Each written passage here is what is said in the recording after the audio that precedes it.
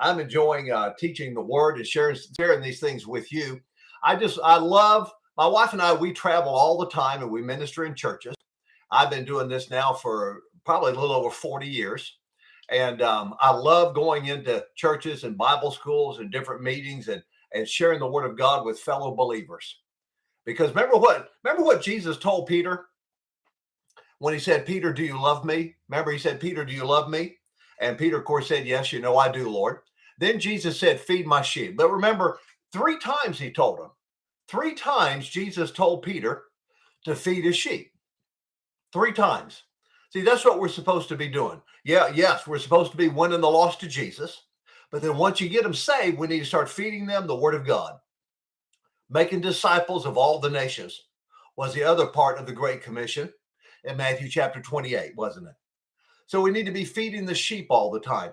Now, that's really important because if you think about that story where Jesus, told Peter, if you love me, feed my sheep.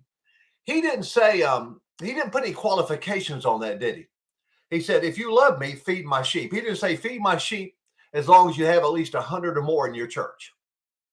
He didn't say, feed my sheep as long as it looks like they're really excited about it and they're receiving every word you're sharing with them. He didn't say that, did he? He didn't say, feed my sheep as long as they don't stick their tongue out at you. Feed my sheep as long as they don't act like they're ignoring what you're saying, as long as they don't act like they're not receiving what you're saying. No, he just said, feed my sheep.